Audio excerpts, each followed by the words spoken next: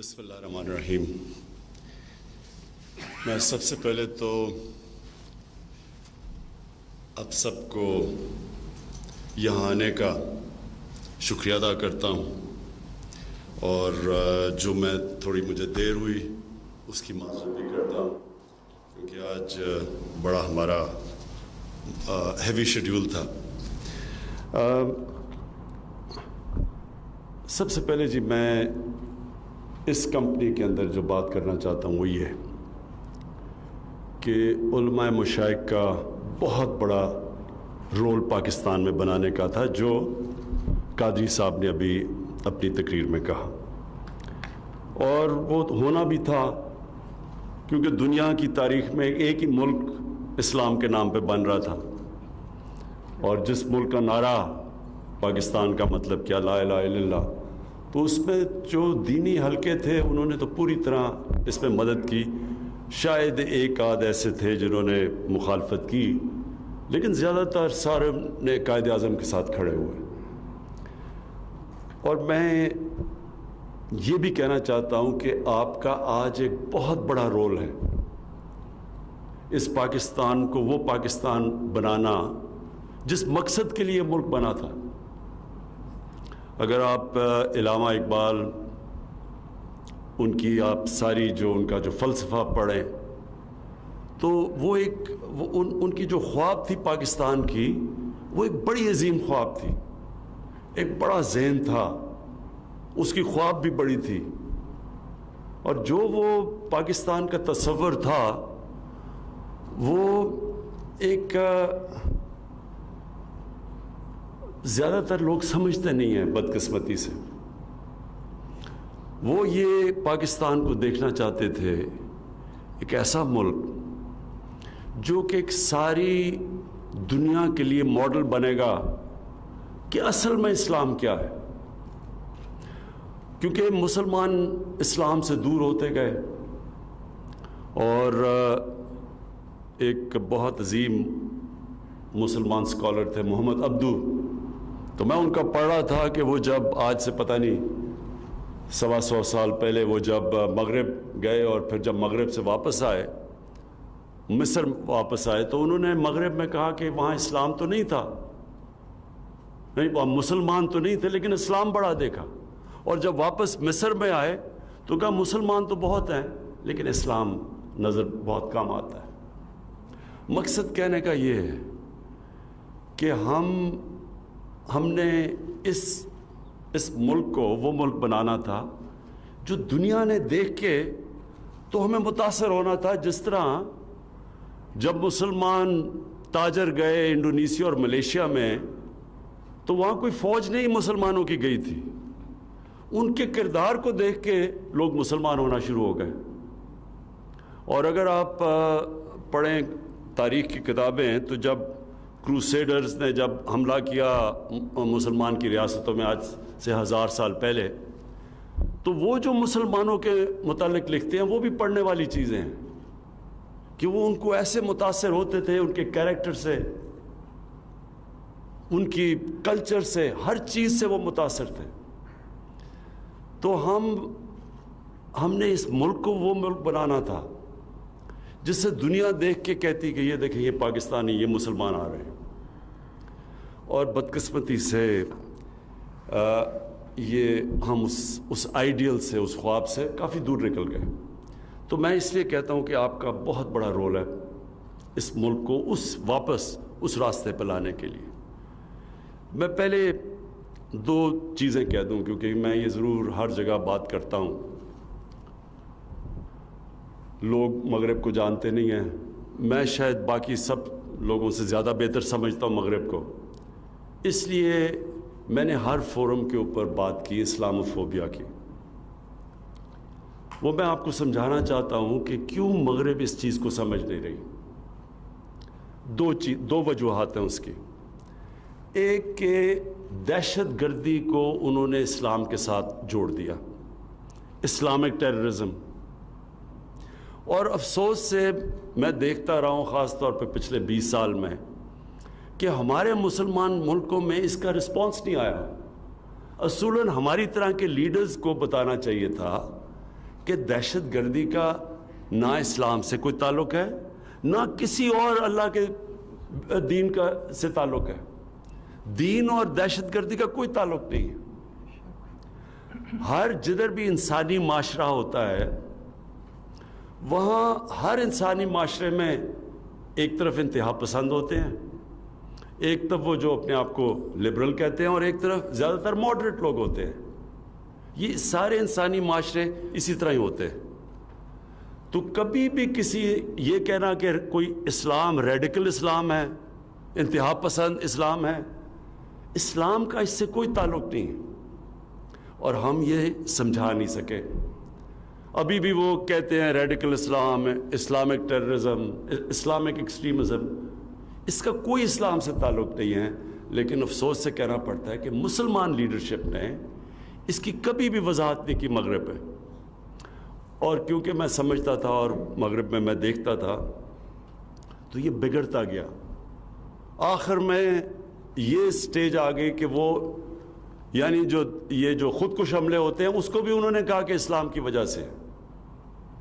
تو یہ جو چیز ہم نے پھیلنے دی, ڈس انفارمیشن, اسلام کے خلاف کیمپین, اس کو پہلے تو مسلمان دنیا کی لیڈرشپ نے کاؤنٹر نہیں کیا.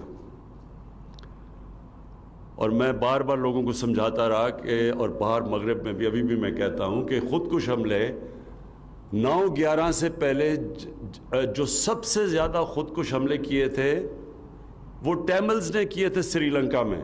وہ ہندو تھے لیکن کبھی کسی نے ہندو ٹیررزم نہیں کہا.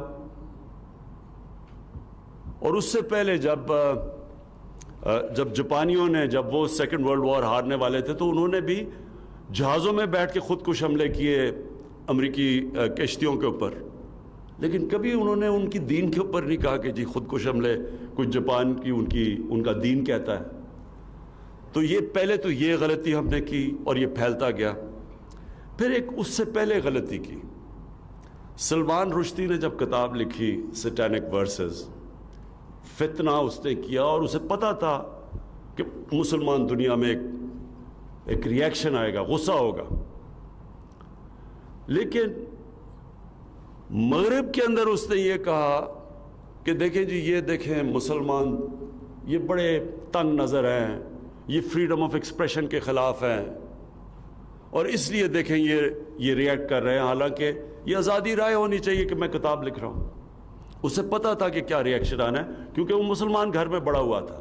لیکن مغرب میں لوگوں کو نہیں پتا تھا کیونکہ ان کا رویہ دین کا بالکل مختلف ہے جو ہمارے مسلمانوں کا ہے. وہ بالکل اور طرح دین کو دیکھتے ہیں. میں جب پہلی دفعہ گیا برطانیہ تو وہ کارٹون بنائے ہوئے تھے انہوں نے اپنے, میں بات نہیں کروں گا نعوذ باللہ, لیکن اپنے دینی جو ان کو دینی سمجھتے تھے ان کا بالکل مختلف تھا. تو ان کو سمجھ نہ آئے اور ہم سمجھا نہ سکیں.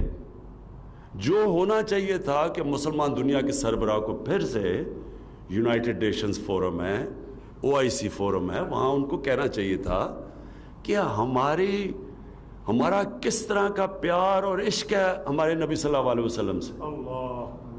ہمیں سمجھانا چاہیے تھا کیونکہ ان کو تو سمجھ نہیں تھی, اور ہمیں ان کو بتانا چاہیے تھا کہ یہ آزادی رائے کے نام پہ ہمیں تکلیف نہ دیں ان کے اوپر اپنے نبی صلی اللہ علیہ وسلم کی بے حرمتی کرتے ہوئے. لیکن نہیں کیا کسی نے. اور ہوا کیا کہ یہ جو فتنہ تھا, جس کو پتا تھا کہ مسلمان ریئیکٹ کریں گے, وہ بار بار کبھی کارٹون لے آئیں کبھی کچھ لے آئیں اور تکلیف دیتے رہے مسلمانوں کو جو پھر ریئیکٹ کرتے تھے. تو وہ موقع مل گیا اسلامو فوبیا کا. اور مسلمان جو رہتے ہیں, ہمیں تو اس کا اتنا اثر نہیں ہوتا, لیکن آپ کو حیران ہوں گے کہ جو مسلمان رہتے ہیں آج مغربی دنیا میں, بلکہ ہندوستان میں بھی, کتنی مشکلوں کا ان کو سامنا کرنا پڑتا ہے اسلامو فوبیا کی وجہ سے. ہماری عورتیں جب وہ اپنا سر کور کرتی ہیں اور وہ جاتی ہیں پبلک میں تو ان کے اوپر آوازیں لگاتے ہیں, ان کو برا بھلا کہتے ہیں. ہمارے جو دینی لوگ جن داڑیاں رکھ کے جب پبلک میں جاتے ہیں, جو وہ سمجھتے ہیں مسلمان ہیں, ان کو برا بھلا کہتے ہیں. وہ صرف اس وجہ سے. نیوزی لینڈ کے اندر ایک بندوق والا دہشت گرد جا کے 50 مسلمانوں کو قتل کر دیتا ہے، تو اسے کیا پتا کہ جب اسلام اور دہشت گردی کو اکٹھا کر دیا تو لوگوں کو کیا پتا کہ کون سا مسلمان دہشت گرد ہے یا کون سا مسلمان انتہا پسند ہے، وہ تو سب ایک ہو گیا ان کی نظر میں۔ تو اس لیے وہاں مغرب میں مسلمانوں کو بڑی تکلیفوں کا سامنا کرنا پڑتا ہے، اور اس کی وجہ یہ کہ ہم مسلمان دنیا کے جو سربراہ ہیں، ہم نے کبھی یہ کوشش نہیں کی سب نے مل کے اس کو انٹرنیشنل فورمز پہ اٹھانے کی۔ اس لیے میں OIC میں بھی یہ چیز اٹھائی، آتے ساتھ ہی یونائٹڈ نیشنز میں بھی اٹھائی، اور بار بار دوسری دفعہ پھر اٹھایا کہ کوشش کر رہا ہوں۔ اور پھر میں نے سارے مسلمان سربراہ کو لیٹر لکھے کہ جب تک ہم سب مل کے مغرب کو نہیں اپروچ کریں گے، یہ بار بار اس طرح کی چیزیں ہوتی رہیں گی اور ہمیں تکلیف ملتی رہے گی، اور ان کو موقع مل جائے گا کہنے کا کہ دیکھیں جی کتنے تنگ نظر ہیں مسلمان۔ جبکہ یہودی کیونکہ وہ آرگنائزڈ ہیں، آج کسی کی مجال نہیں ہے، کوئی بھی یہودیوں کے خلاف بات نہیں کر سکتا وہاں مغرب میں۔ وہ ایک ورڈ استعمال کرتے ہیں، جو بھی اسرائیل کی بھی کوئی تنقید کرے وہ اینٹی سیمائٹ کہہ دیتے ہیں، سب چپ ہو جاتے ہیں، کوئی بات نہیں کرتا۔ اور جو ہولوکاسٹ ہے، جس جو ایک بہت بڑا ظلم ہوتا ہے یہودیوں کے خلاف جرمنی کے اندر، تو آج اس کی آپ آزادی کے رائے کے نام سے اس کے اوپر کوئی بات ہی نہیں کر سکتے، اس طرح کا اس کی کوئی منفی بات نہیں کر سکتے۔ 4 یورپین ملکوں میں جیل میں چلے جاتے ہیں آپ، تو وہاں آزادی رائے نہیں ہے، لیکن ادھر وہ آڑ لے لیتے ہیں آزادی رائے کی۔ اور میں اس کو زیادہ اپنی کمزوری سمجھتا ہوں، اپنی مسلمانوں کی۔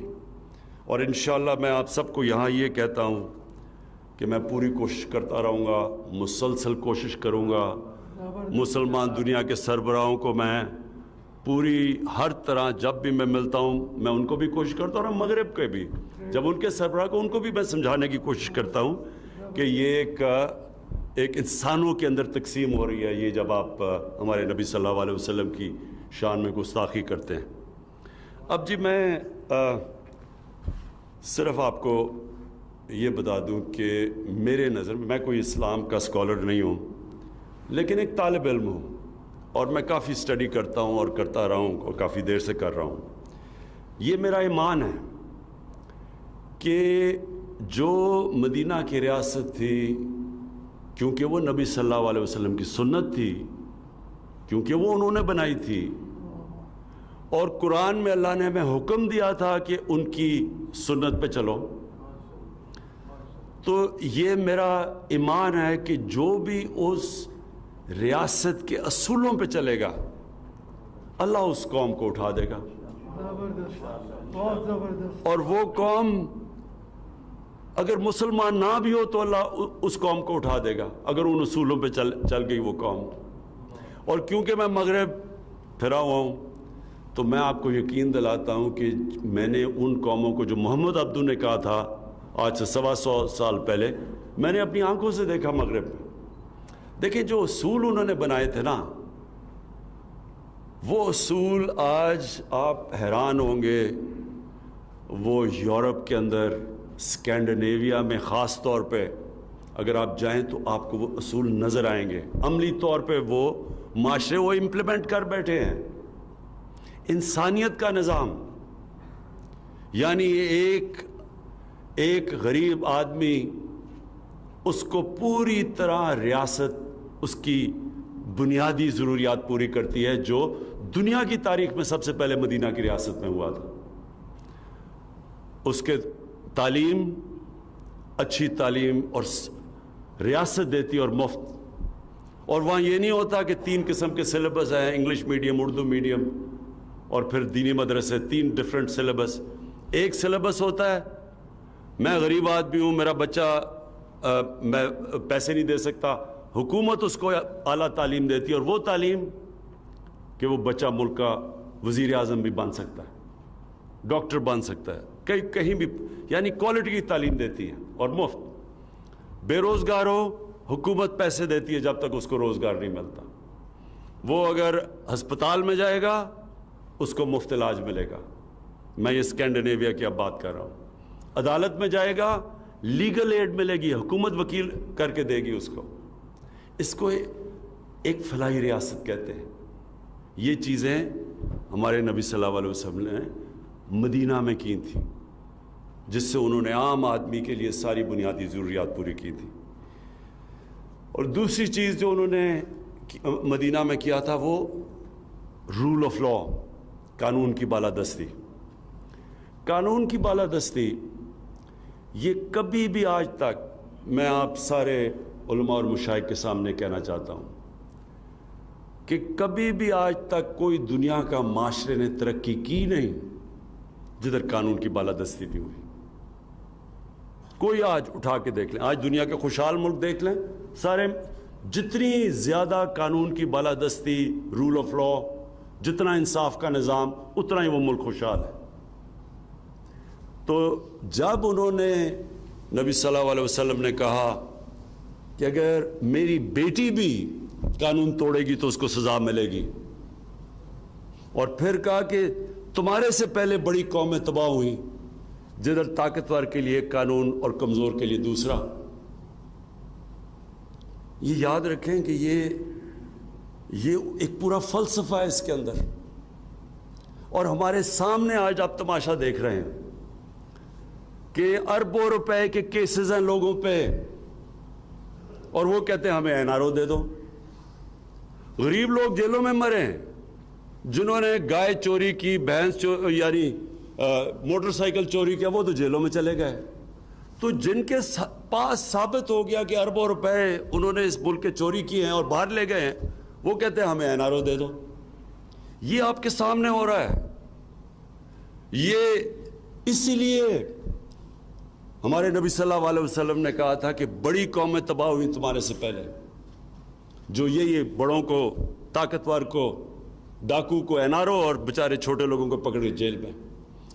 چھوٹے لوگوں کی چوری سے تو ملک نہیں تباہ ہوتا. آپ گائے بھینس سے, یہ موٹر سائیکل اور تھوڑی چوریاں, اس سے ملک نہیں تباہ ہوتا. ملک تباہ ہوتا ہے جب ملک کا وزیر اعظم اور اس کے وزیر چوری شروع کرتے ہیں. اور آج تیسری جو ہم کہتے ہیں یہ ڈیولپنگ ورلڈ, یہ جو جن کو تھرڈ ورلڈ کہتے ہیں, ڈیولپنگ ورلڈ, غریب ملک, آپ ایک ایک غریب ملک کو دیکھ لیں, ہر جگہ ان کے سربراہ, ان کے وزیر اعظم, ان کے وزیر وہاں سے ملک کا چوری پیسہ کر کے باہر لے جاتے ہیں. ایک ایک ملک میں آپ کو بتا سکتا ہوں.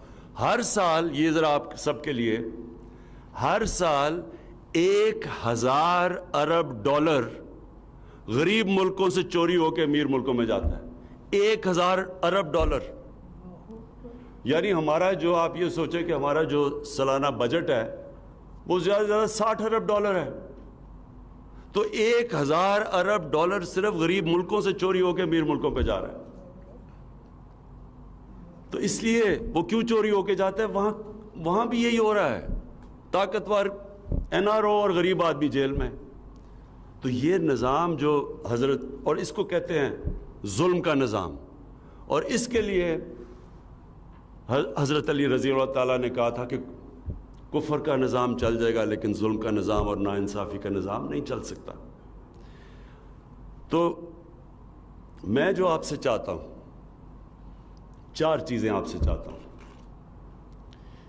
ایک تو مدینہ کی ریاست کے اصول, یہ پلیز آپ ہر جدھر بھی آپ بات کرتے ہیں لوگوں کو بتائیں تو صحیح کہ وہ اصول کیا تھے.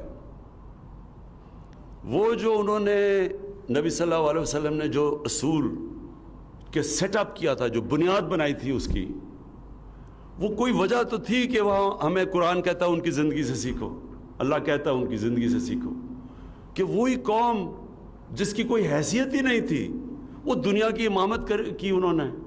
اور یہ نہیں کہ کوئی صدیاں لگی, یا 15-20 سالوں کے اندر ان کی ہجرت کے بعد 15-20 سالوں کے بعد 2 سپر پاورز گھٹنے ٹیک گئی. یہ تو تاریخ کا حصہ ہے نا, یہ تو کوئی کہانیاں نہیں ہیں, یہ تو ڈیٹس ہیں. یہ تو آپ پڑھ لیں ہسٹری آف دا ورلڈ اس کے اندر آپ کو بتا دیں گے کہ وہ ایک ساری دنیا دنگا ہوا کیا تھا. کوئی ابھی تک نہیں سمجھ سکتا کہ اتنا بڑا انقلاب کیسے آ گیا.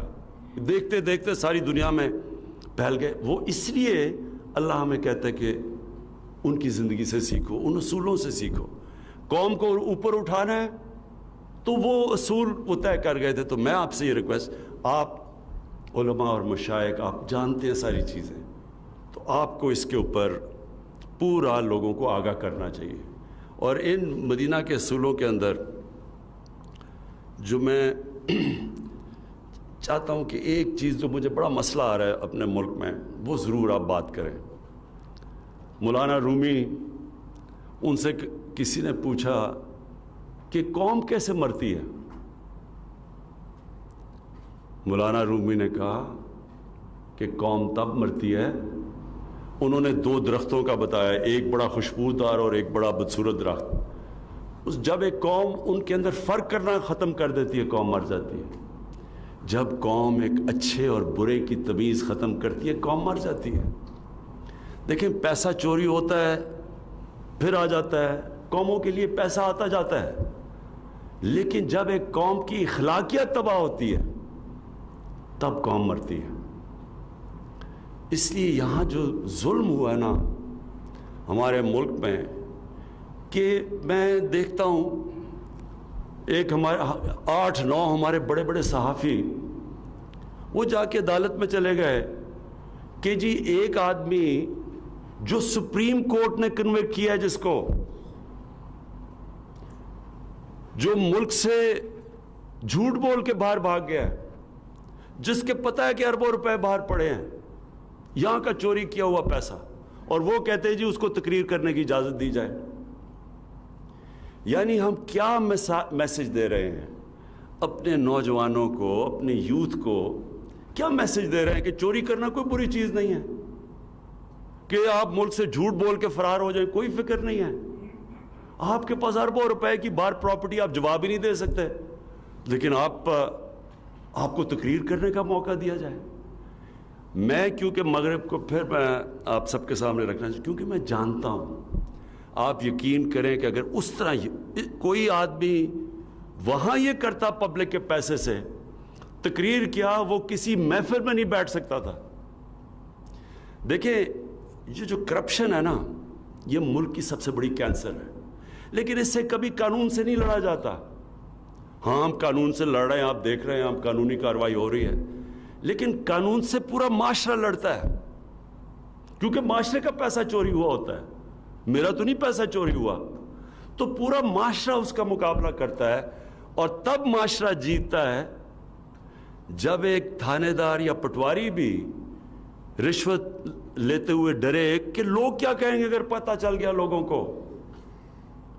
یہ سمجھنے کی بات ہے. جب معاشرے کے اندر ویلیو سسٹم یہ ہو جاتا ہے کہ وہ معاشرہ ایکسیپٹ ہی نہیں کرتا جو آدمی اس معاشرے کے پیسے چوری کرے, قانون توڑے, تب وہ معاشرہ جیتتا ہے کرپشن کی جنگ. سنگاپور کے اندر, سنگاپور ہمارے ساتھ ہمارے تھوڑی دیر بعد آزاد ہوا, ادھر ایک پرائم منسٹر آ گیا, وہاں بھی کرپشن تھی. اس نے آ کے, وہ خیر چھوٹا ملک تھا, اس نے آ کے آہستہ آہستہ آہستہ اس کو 5-10 سالوں کے اندر اس نے کرپشن پہ قابو پا لیا. لیکن پھر اس نے ایک اس طرح کی اخلاقیات سنگاپور کو دی کہ 15 سال کے بعد اس کے آنے سے اس کے ایک وزیر نے پیسے چوری کیے, کرپشن کی, وہ پکڑا گیا. وہ اور قریب تھا پرائم منسٹر کے, وہ قریب تھا وزیر. جب وہ پکڑا گیا اور اس نے کہا, اس کو جب سزا ہونی تھی, اس نے خودکشی کر لی. کیوں خودکشی کی؟ اس کو پتا تھا کہ معاشرے میں میری جگہ ہی حیثیت ختم ہو گئی ہے, اب میں نہ میرا رشتہ دار کہیں جا ہی نہیں سکیں گے, معاشرہ میں پوچھے گا نہیں. امریکہ کے اندر ایک برنی میڈوف, ایک نام, اربوں پتی بن گیا, اربوں پتی. اس کے اوپر فلم بھی بنی ہوئی ہے. وہ اس کے سارے بڑے بڑے امریکہ کے بڑے بڑے نام اس کو جانتے تھے, وہ پارٹیز ڈنرز پہ جاتا تھا. اس کے 2 بیٹے تھے اور ایک اور بیوی کے علاوہ 2 بیٹے تھے.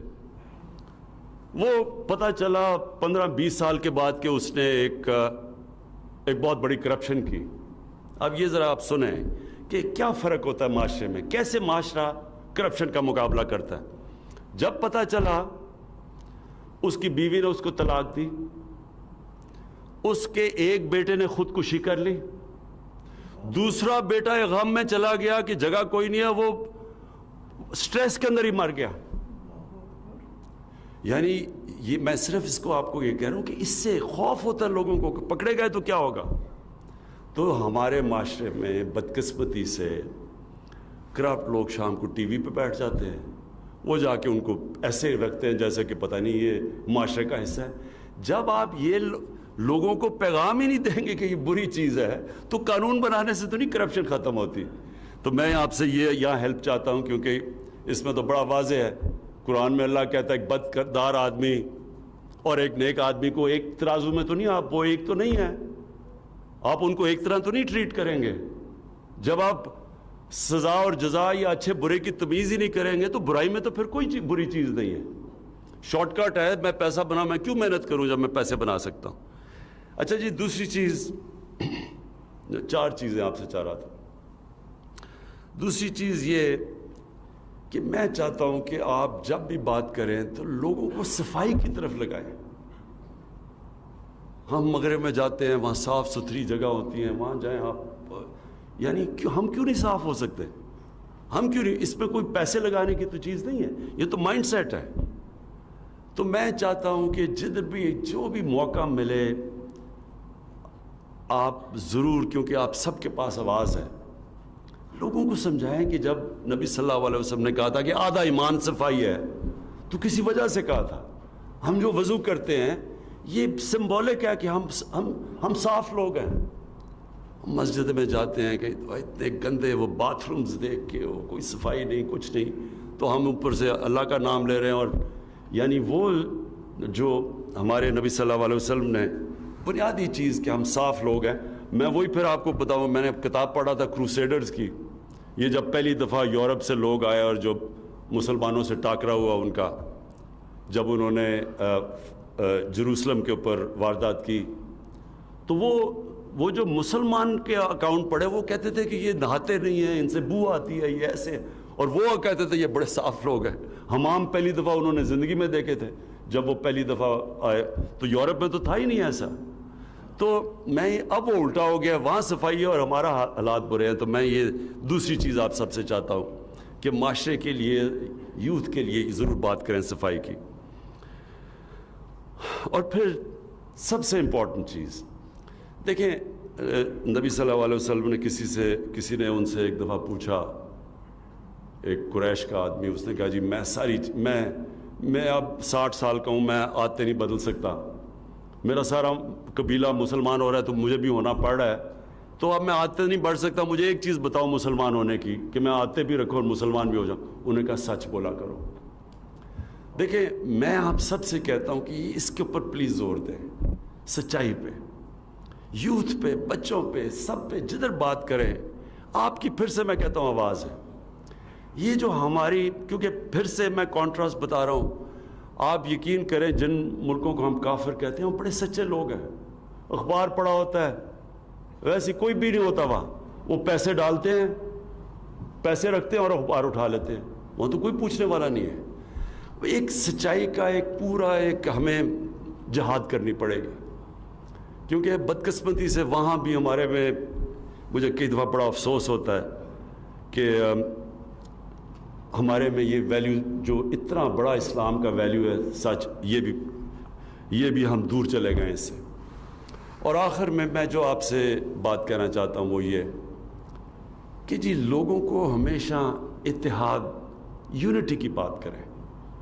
نبی صلی اللہ علیہ وسلم نے کیا کیا تھا؟ وہی مسلمان قبیلے تھے، بٹے ہوئے تھے، آپس میں لڑتے تھے، ان کی سب سے بڑی اچیومنٹ کیا تھی؟ انہوں نے ان سب قبیلوں کو اکٹھا کر دیا اور ایک قوم بنا دیا۔ ہمارے اندر یہ جو ڈویژنز ہیں، آپس میں ہم اختلاف ہوتا ہے تو وہ بندوقیں اٹھا لیتے ہیں، کوئی کچھ کرتا ہے، کوئی دوسرے کو کافر کہہ دیتا ہے۔ ویسے بھی معاشرے کے اندر یہ جو ہم آپس میں تقسیم کیے ہوئے ہوتے ہیں، یہ بہت بڑی رکاوٹ ہے ہمیں ایک عظیم قوم بننے میں۔ اور یہ ہے بھی نبی صلی اللہ علیہ وسلم کی سنت کہ لوگوں کو یونائٹ کرنا. رحمت العالمین تھے, سب انسانوں کے لیے رحمت بن کے آئے تھے. وہ تو بلکہ انسانوں کے لیے, صرف مسلمانوں کے لیے نہیں, انسانوں کے لیے رحمت بن کے آئے تھے. تو یہ جو یونائٹ کرنا ہے یہ بہت بڑی ان کی سنت ہے. اور یہ پھر آپ سب کی بڑی ذمہ داری ہے کہ کیونکہ آپ کی آواز ہے, میں یہ امید رکھتا ہوں کہ آپ یہ جو یونائٹ کر کے اس ملک کو مضبوط کرنا. اور میں یقین آپ کو دلوا دوں, اللہ نے اس ملک کو کیا کیا نعمتیں سے نہیں بخشا. جب سے میں پرائم منسٹر بنا ہوں مجھے اور سمجھ آتی رہی ہے کہ اللہ نے اس کو کیا کیا ہمیں بخشا ہوا ہے. اور ہماری بدقسمتی ہے کہ ہمارے میں کیریکٹر نہیں تھا کہ اس ملک کو وہ قوم بنانا جو کہ بننا چاہیے تھا. تو یہ ایک جب ہم مدینہ کی ریاست کی بات کرتے ہیں, ایک جدوجہد کی ہم آغاز کرتے ہیں. یہ کوئی ایک سوئچ آن آف سے ریاست نہیں بنتی, یہ کیریکٹر بلڈنگ کی بات ہے. یہ ایک قوم جب ایک سچائی کی طرف جاتی ہے, اپنا کیریکٹر اٹھاتی ہے, اپنا ذہن چینج کرتی ہے, مائنڈ سیٹ بدلتی ہے, اپنے اندر ایک ایمان رکھتی ہے کہ ہم لا الہ الا اللہ, اللہ کے سوا کوئی خدا نہیں, کسی جھوٹے خدا کے سامنے نہیں جھکتے. اور سب سے بڑے یہ جو جھوٹے خدا ہیں یہ پیسہ ہے. کیا یہ جو لالچ ہے پیسے کی, یہ سب سے زیادہ بڑا بت ہے جس کی پوجا کرتے ہیں ہم. اور وہ جو پیسہ بنا لے, پھر وہ جتنا مرضی بد کردار آدمی ہو اس کو معاشرہ سمجھتا ہے کہ وہ کوئی بہت بڑی چیز ہے. تو ایک میں انقلاب کی بات کر رہا ہوں, ذہنی انقلاب کی. اور وہ جب تک آپ سب اس میں شرکت نہیں کریں گے, اس جدوجہد کا حصہ نہیں بنیں گے, وہ اکیلا عمران خان کچھ نہیں کر سکتا. بہت بہت شکریہ.